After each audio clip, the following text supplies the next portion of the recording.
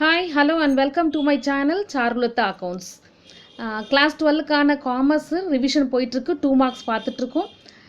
ஏற்கனவே போன வீடியோவில் 11th lesson and 13th லெசனுக்கான 2 marks பார்த்தோம். இந்த வீடியோவில் நம்ம வந்து சாப்டர் 14, 15 அண்ட் 16க்கான 2 மார்க்ஸோடைய கீ பாயிண்ட்ஸ் பார்க்க போகிறோம். அதுக்கு முன்னாடி லெசன் 13ல் டிஃபைன் மார்க்கெட்டர் அப்படின்ற டெஃபினிஷன் கொஞ்சம் தப்பாக இருந்தது.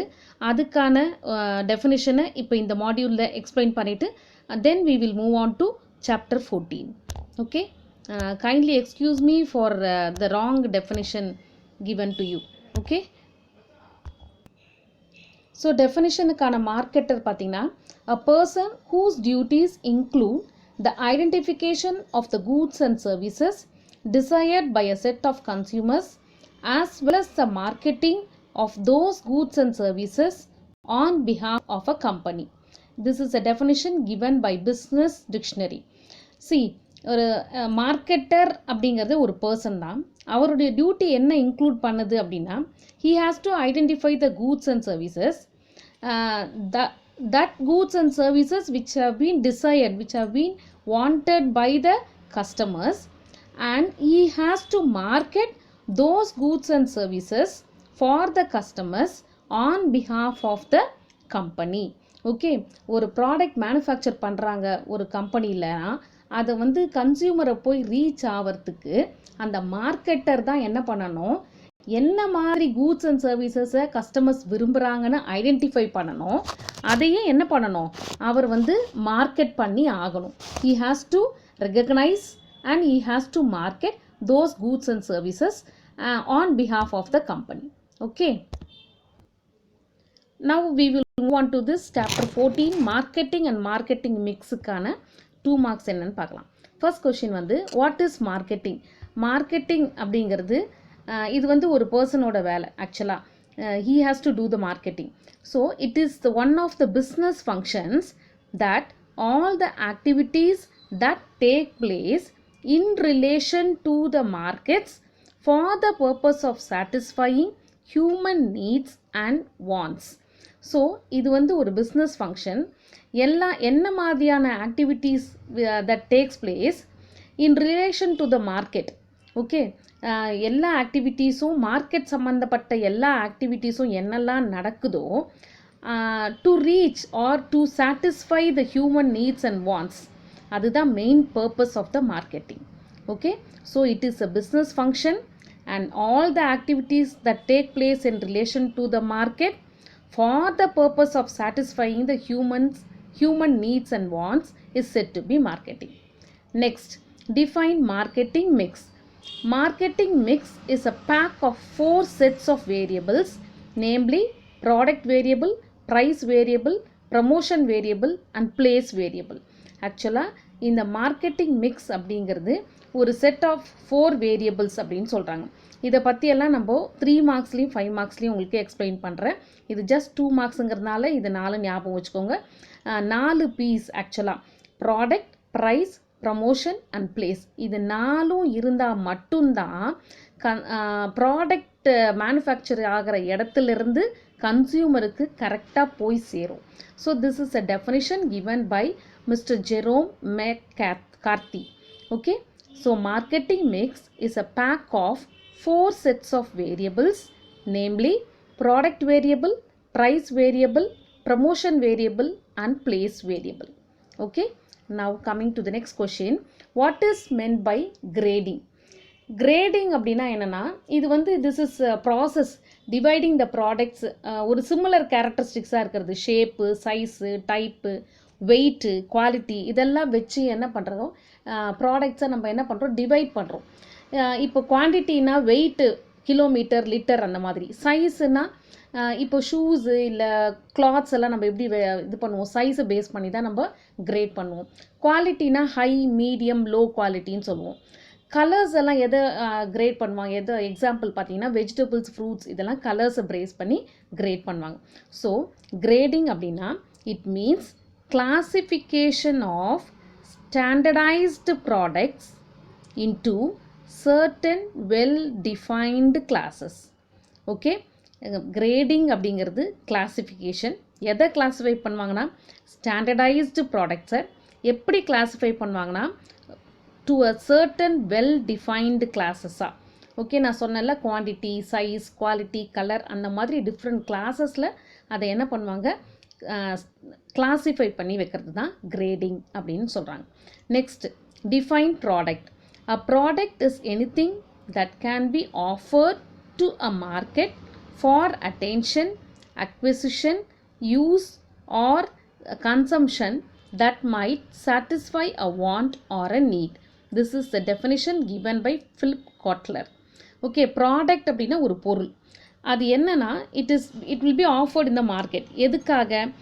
அந்த மார்க்கெட்டில் நம்ம ஒரு பொருளை கொடுக்குறோம் அப்படின்னா அது யாரையாவது ஒரு அட்டென்ஷனை கிராப் பண்ணணும், அக்விசிஷன் அதை பர்ச்சேஸ் பண்ணணும்னு தோணணும், யூஸ் பண்ணணும்னு தோணணும், கன்சியூம் பண்ணணும்னு எது தோணுதோ அதே மாதிரி அந்த வாங்குறவங்களுடைய நீட்ஸை அதை சாட்டிஸ்ஃபை பண்ணுற எந்த விஷயமோ அதுதான் நம்ம ப்ராடக்ட் அப்படின்னு சொல்கிறோம். Okay, this is a definition for product.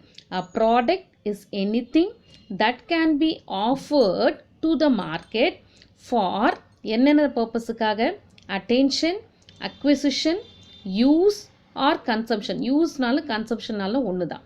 That might satisfy திருப்திப்படுத்தும் a want or a need. Okay, this is a definition for the product. Now we will move on to the next lesson. Okay,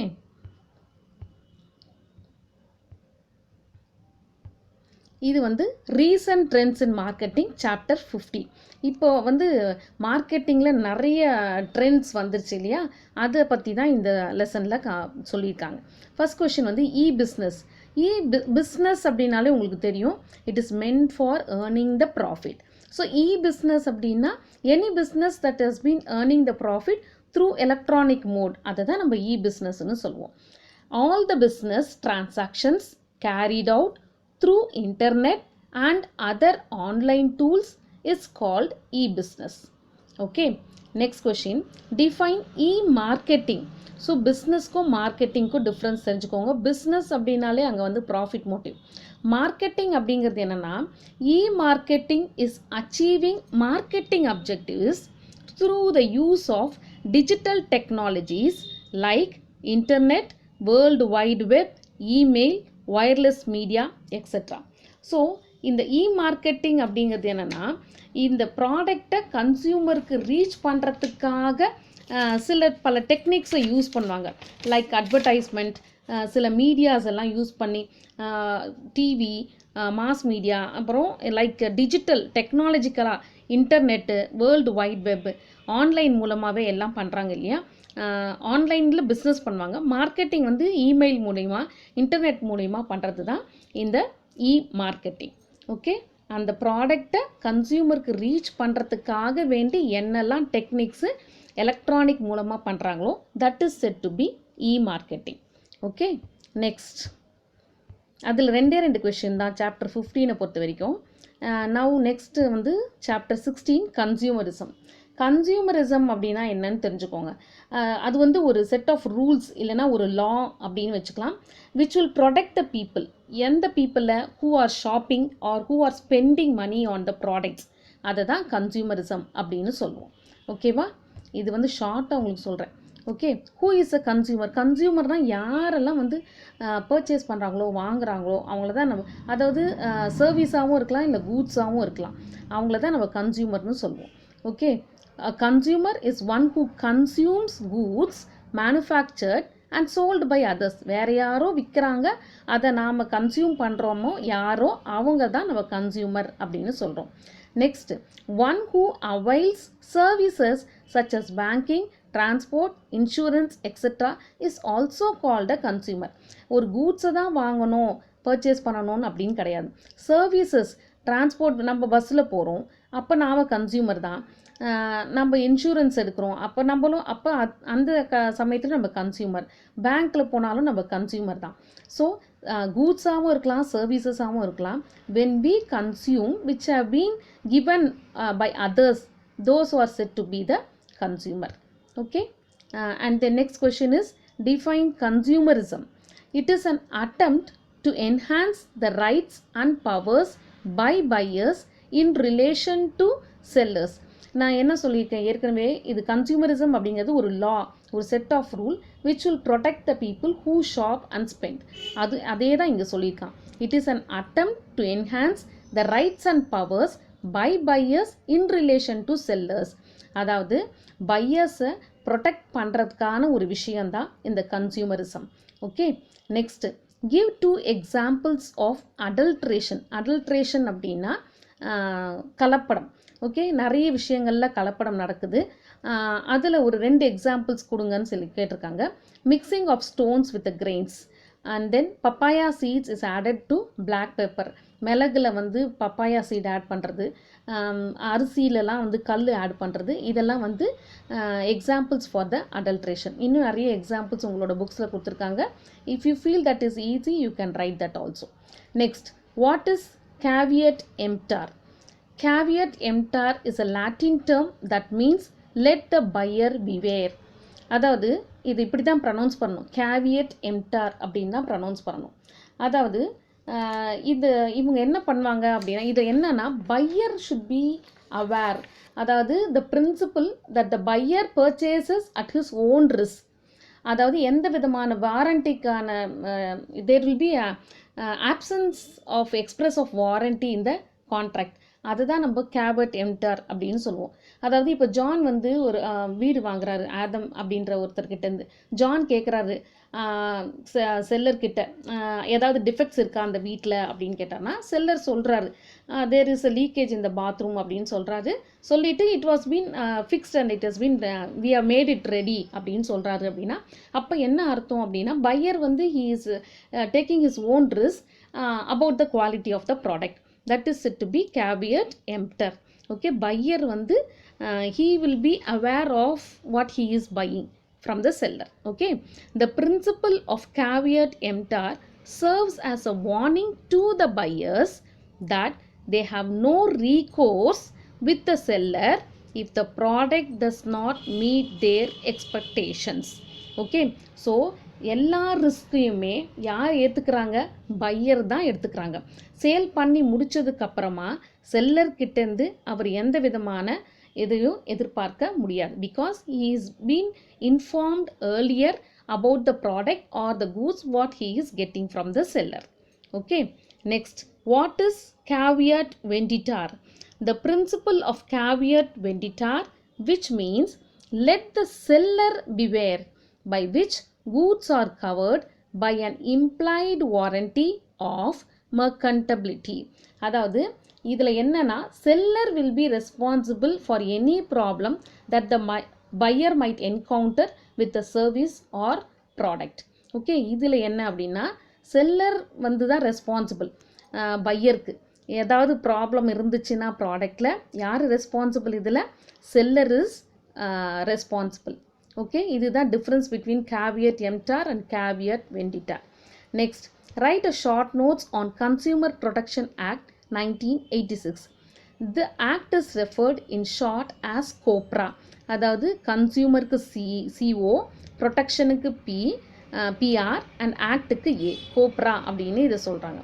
And the Consumer Protection Act 1986 seeks to protect and promote the interest of consumers. இன்னும் 2 point இருந்ததுன்னா நீங்கள் படிச்சுக்கோங்க புக்கில் இருந்து. It will be very nice. Okay, so இந்த நான் ஏற்கனவே சொன்ன கன்சியூமரிசம் அப்படின்னாலே it is a law R the rules to protect the people for which they are spending. அதுதான் இது வந்து ஒரு ஆக்டாக நமக்கு கன்சியூமர் ப்ரொடெக்ஷன் ஆக்ட், கன்சியூமரை ப்ரொடெக்ட் பண்ணுறதுக்காக ஒரு ஆக்ட் 1986 க்ரியேட் பண்ணியிருக்காங்க. இந்த இயரை மறந்துடாதீங்க.